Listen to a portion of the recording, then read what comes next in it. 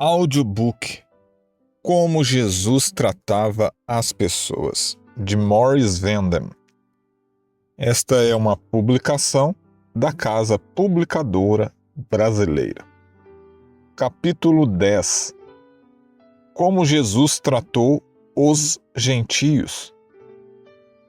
Um médico judeu em Los Angeles estava na equipe de um hospital pertencente a uma denominação protestante. Uma vez ele contou de sua experiência sendo um de fora e se tornando um de dentro. Ele disse que estava quase pronto a graduar-se em sua especialidade em medicina e uma parte do exame final era ir ao quarto de uma paciente que ele nunca vira antes e sair em minutos com um diagnóstico. Os pacientes haviam sido bem orientados a não revelarem suas doenças. Assim, esse médico judeu foi ao quarto designado e ali havia uma mulher na cama. Ele pensou que poderia muito bem arriscar-se. Assim, ele disse: "O que você tem?" "Você é um médico, descubra", disse ela. Assim ele começou seu exame. Após alguns momentos, ele pediu a ela que se virasse de bruços. E ela virou alguns centímetros. "Desculpe-me, eu gostaria que a senhora virasse de bruços", disse ele. E ela virou mais um pouquinho. Nesse momento ele expressou algumas palavras em hebraico, não imaginando que sua paciente fosse também judia. Ela olhou para ele e perguntou: "Você é judeu?" "Sim", disse ele. "Eu tenho diabetes", disse ela. E ele me disse que nunca tinha se sentido tão por dentro em sua vida. Se você está falando sobre prática médica, sobre a igreja ou sobre o mundo em geral, é possível ser um de dentro ou um de fora. Na verdade, se exercitássemos a nossa mente um pouquinho, provavelmente veríamos que é possível ser um de dentro, mesmo que você esteja por fora, ou ser um de fora quando você está por dentro. Com isso em mente, é intrigante notarmos como Jesus tratava os de fora em seus dias, para descobrirmos quem realmente são os de dentro. E o servo de um centurião, a quem este muito estimava, estava doente, quase à morte. Tendo ouvido falar a respeito de Jesus, enviou-lhe alguns anciãos dos judeus, pedindo-lhe que viesse curar o seu servo. Estes, chegando-se a Jesus com instância, lhe suplicaram, dizendo: "Ele é digno de que lhe faças isto, porque é amigo do nosso povo, e ele mesmo nos edificou a sinagoga." Então Jesus foi com eles, e já perto da casa, o centurião enviou-lhe amigos para lhe dizer: "Senhor, não te incomodes, porque não sou digno de que entres em minha casa. Por isso, eu mesmo não me julguei digno de ir ter contigo, porém manda com uma palavra, e o meu rapaz será curado. Porque também eu sou homem sujeito à autoridade, e tenho soldados às minhas ordens, e digo a este: vai, e ele vai, e ao outro: vem, e ele vem, e ao meu servo: faze isto, e ele o faz." Ouvidas estas palavras, admirou-se Jesus dele, e voltando-se para o povo que o acompanhava, disse: "Afirmo-vos, que nem mesmo em Israel achei fé como esta." E voltando para a casa, os que foram enviados encontraram curado o servo. Jesus admirou-se diante da fé desse centurião Os evangelhos mencionam duas coisas específicas em que Jesus se admirou, ou maravilhou-se, e por razões opostas. Aqui, ele maravilhou-se diante da fé de um de fora. No outro caso, ele admirou-se pela falta de fé dos de dentro, as pessoas religiosas de seus dias. Suponho que você já tenha ouvido sobre as 10 maravilhas do mundo. A última vez que eu conferi, havia cerca de 280 delas. Mas vamos considerar 7 maravilhas desta história. 7 coisas que nós poderíamos admirar ou das quais nos maravilharmos ao considerar esta experiência. A primeira se refere ao centurião que enviou palavras a Jesus sobre seu servo que estava doente. Não é admirável que um gentio, considerado um cão pelas pessoas religiosas daqueles dias, tivesse até mesmo a coragem de fazer o que ele fez? Os gentios eram considerados os de fora. Eles não eram nem mesmo considerados como dignos do cuidado, da bênção ou da salvação de Deus. Assim, ele deve ter possuído um grau de fé verdadeiramente maravilhoso, até mesmo para tentar violar o sistema judaico. Não apenas era um gentio, ele era um romano. Os romanos, no tempo de Cristo, eram o tipo de pessoa que pararia você na rua se estivesse frio e insistiria que você lhe entregasse seu casaco.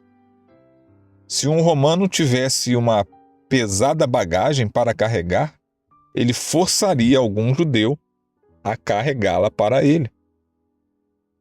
Os soldados romanos não eram conhecidos por sua bondade, cortesia ou virtudes. E esse homem não apenas era um soldado romano, ele era um centurião, chefe responsável por uma centena de homens do exército romano. Que difícil candidato para ser alguém de grande fé. A segunda coisa da qual podemos nos admirar nesta história é o fato de que esse centurião era um cristão. Evidentemente, sua fé veio de uma experiência pessoal com Deus. E ele sabia alguma coisa sobre Deus, mesmo antes de ter se encontrado com Jesus. Na verdade, ele sabia o suficiente sobre Deus para reconhecer Jesus como Deus. Até mesmo os judeus daqueles dias não fizeram isso. Eles estavam tão ocupados sendo bons externamente que não tinham tempo algum para saber quem era aquele galileu. Mas o centurião sabia.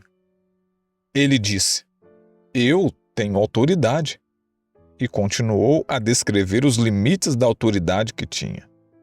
Mas ele se viu apenas como um reflexo na presença daquele que tinha todo o poder no céu e na terra.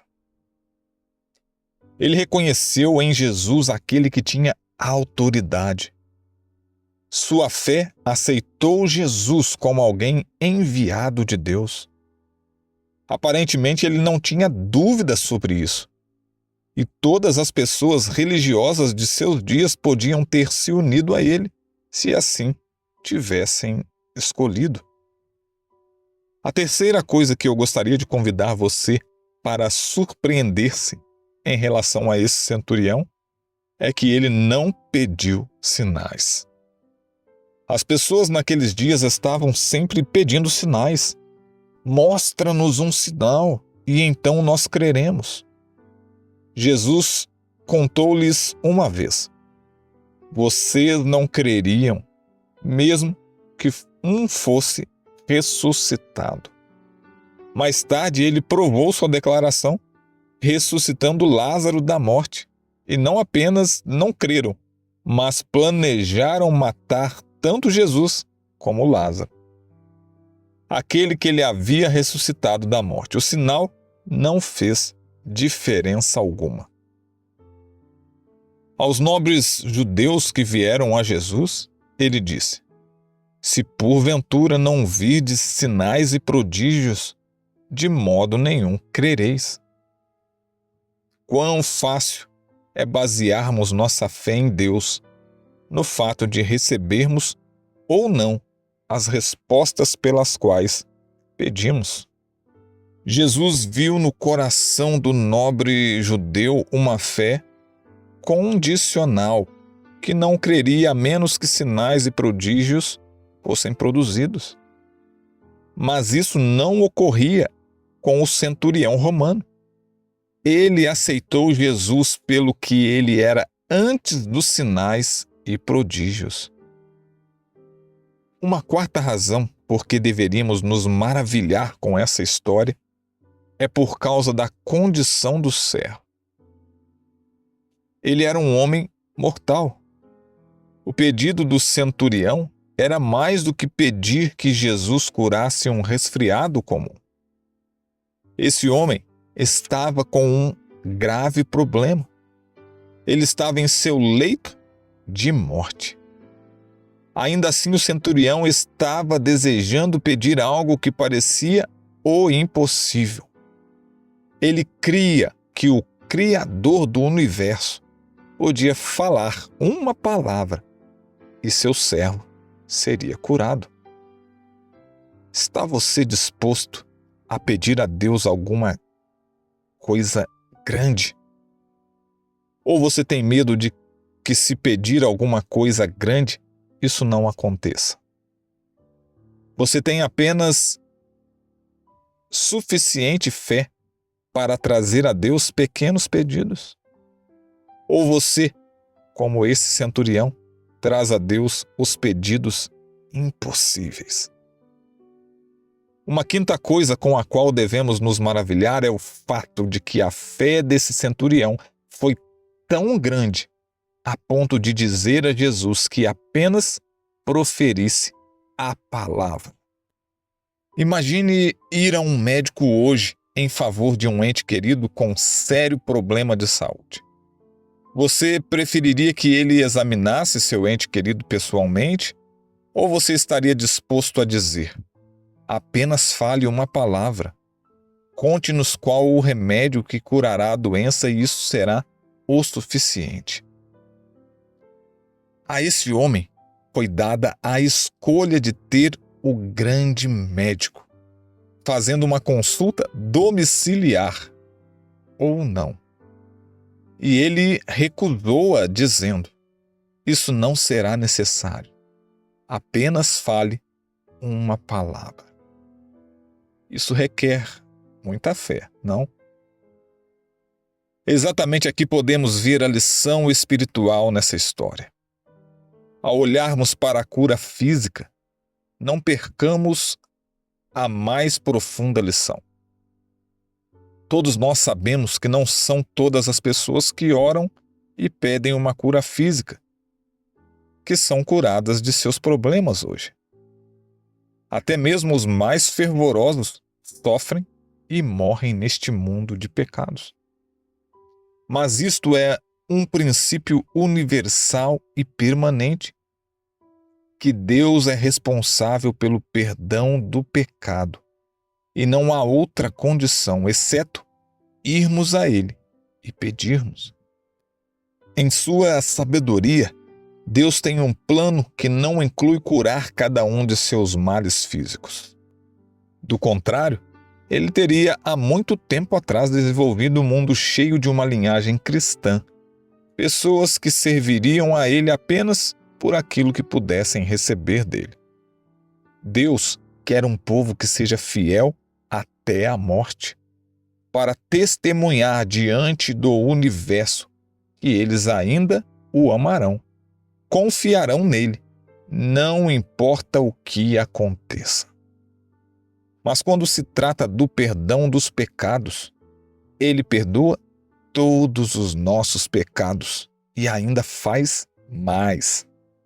Ele cura todas as nossas doenças espirituais também. Nós vamos ao grande médico para receber mais do que perdão. Vamos a ele para ficarmos bem. E é seu plano que nós nos levantemos para caminhar em novidade de vida. Vitória, obediência e sucesso, não meramente perdão, estão disponíveis a cada um que vem a ele. É o seu desejo para cada um de nós que não apenas encontremos perdão para nossos pecados quando os confessamos a ele, mas que também sejamos lavados de toda injustiça. Esta é a sua palavra. E à medida que aceitamos sua palavra pela fé, encontramos seu cumprimento na mesma hora. Uma sexta razão para nos maravilharmos com o centurião é por causa de sua humildade. Os líderes judeus que vieram com seu pedido disseram a Jesus: Ele é digno. Ele é digno. Se você está procurando alguém que seja digno, a quem você quer dar os seus bons presentes, temos alguém para você. Ele construiu para nós uma sinagoga. Ele merece uma bênção extra por isso. O centurião, entretanto, enviou o recado: Eu não sou digno. Eu não sou digno nem mesmo que venhas sob meu telhado. Manda com uma palavra apenas, e meu servo será curado. Há uma grande diferença entre ser digno de receber alguma coisa e ser digno. Nós frequentemente sentimos que não somos dignos de nada. Este é um dos grandes problemas do mundo de hoje. Muitas pessoas se sentem indignas. Jesus na cruz provou que nós merecemos todas as coisas. Mas isto não nos faz dignos por nossos próprios méritos. Quando o centurião disse, não sou digno, ele estava dando a evidência da fé genuína. Fé genuína é confiar em outro, e quando nós confiamos em outro, admitimos que necessitamos de outro.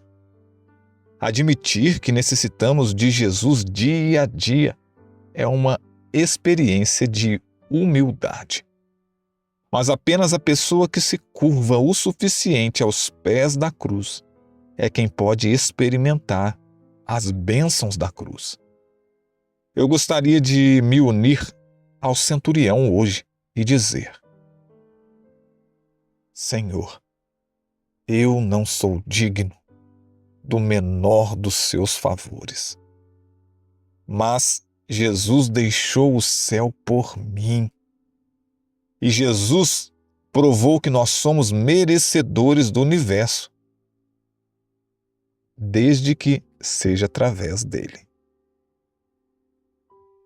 A sétima razão para nos maravilharmos com o centurião hoje é que, embora ele fosse um de fora, um gentio aos olhos dos líderes judeus, ele havia sido transformado por Deus para ter real cuidado por seu servo, por alguém mais. Ele disse: por favor, o Senhor poderia vir e curá-lo, porque ele é muito estimado por mim. Pode você ouvir um oficial do exército dizer isto? Você tem alguém que lhe é caro? Você pode ir a Jesus hoje e dizer: por favor, o Senhor pode fazer alguma coisa por essa pessoa? Ele é estimado por mim. Ela é estimada por mim. É isto que faz alguém realmente de dentro, membro da comunidade cristã. Quando você tem a compaixão e o Espírito de Jesus e está mais preocupado com as pessoas do que com qualquer outra coisa. Pode você ver em sua imaginação a conclusão dessa história? Quando Jesus ouviu sobre o servo do centurião, ele disse sem hesitação: eu irei e o curarei. Séculos já passaram e estamos vivendo às portas da eternidade. Posso ver Jesus hoje, Jesus que está à destra do Pai, Jesus que tem todo o poder no céu e na terra. Ele olha para o mundo em problemas, um mundo cheio de dor, morte e lágrimas. E posso ouvi-lo dizer outra vez: eu irei e os curarei.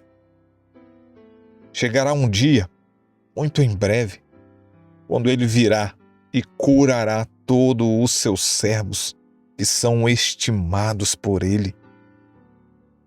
A controvérsia estará terminada. A questão do amor e justiça de Deus será para sempre reivindicada. E Jesus fará o que ele tem desejado fazer desde o início. Ele curará todos nós que temos aceitado o seu amor. O próprio Deus virá para habitar conosco e enxugará todas as lágrimas. Que belo quadro, que bela esperança, que belo amor Deus tem por nós.